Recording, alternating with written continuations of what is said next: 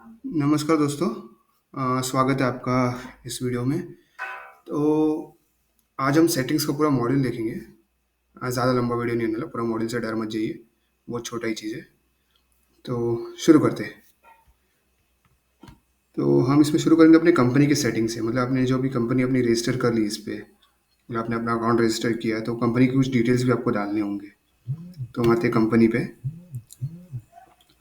ज़्यादातर तो ऐसा होने वाला है कि आप बिलिंग वगैरह कुछ भी करना चाहोगे, आप ऑटोमेटिक इस पेज पे आने ही वाले हो, क्योंकि हमने उधर ऐसी सेटिंग कर रखी है, जो कि हमने अपने पिछले वीडियोज़ में देखा है।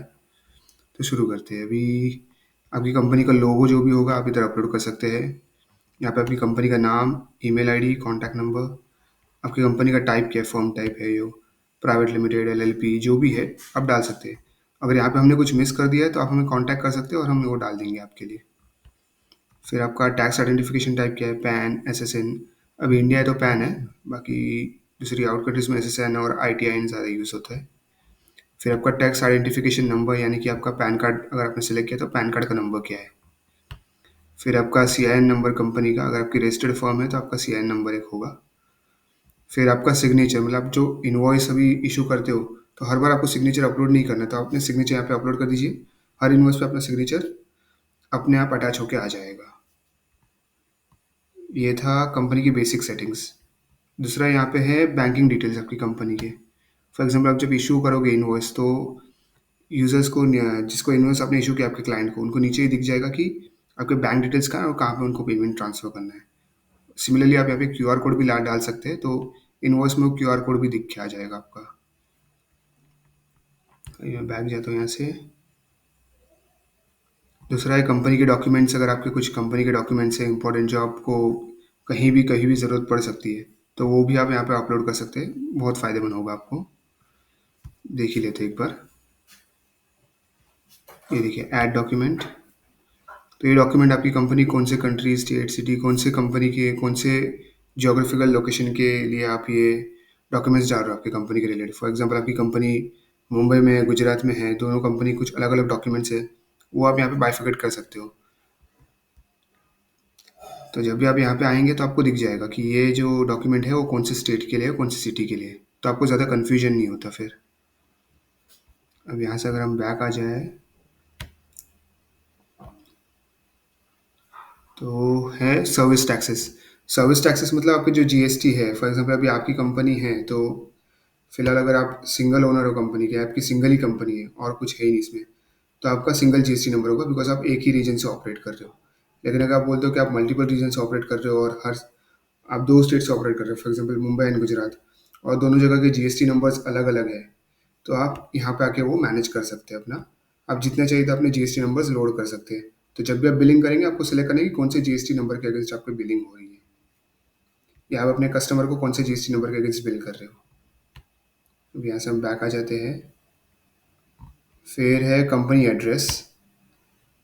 तो ये बेसिकली ये चीज़ है, आपका जो कंपनी का एड्रेस है। ये हमने एक देखा था परचेस ऑर्डर वाला मॉड्यूल। तो जब आप परचेस ऑर्डर में जाते हो तो आपको पूछता है कि शिपिंग एड्रेस क्या रखना है आपको अपनी कंपनी का।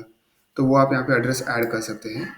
हमारे फ्यूचर में और भी प्लान है इस चीज़ को कहीं और दूसरी जगह पर भी यूज़ करने के, लेकिन फिलहाल हम ये परचेस ऑर्डर के लिए ज़्यादा यूज़ किया कर सकते हैं। तो ये हो गया कंपनी सेटिंग्स का पार्ट। जैसे कि आप देख सकते हैं हमने कंपनी सेटिंग्स का ओवरऑल कवर अप कर दिया है। अगर आपको कुछ भी कन्फ्यूजन होता है इससे रिलेटेड, आप बेझिझक हमें कॉल कर सकते हैं, हम आपको इस पे पूरा सपोर्ट देंगे।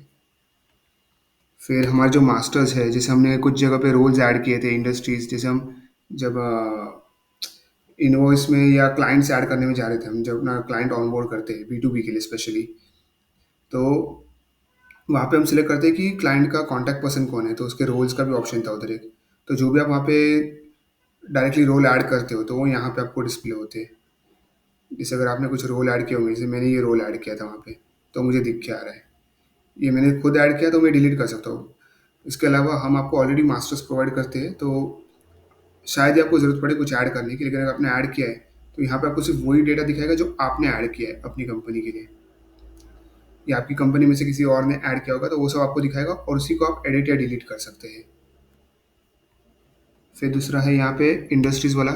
उसका भी सेम सिनेरियो है, जो भी आपने इंडस्ट्रीज़ ऐड की होंगी अपने, फॉर एग्जाम्पल अपने कोई वेंडर ऐड किया होगा या कोई क्लाइंट ऐड किया होगा जो आप देखना चाहते हो कि कौन सी इंडस्ट्री से ऑपरेट कर रहा है, तो सिमिलरली वो भी यहाँ पे आएगा। अभी हमने तो कोई ऐड नहीं की इंडस्ट्री अलग से, क्योंकि हमें प्रीफिल में मिल चुके थे हमें जो इंडस्ट्रीज चाहिए थे वो।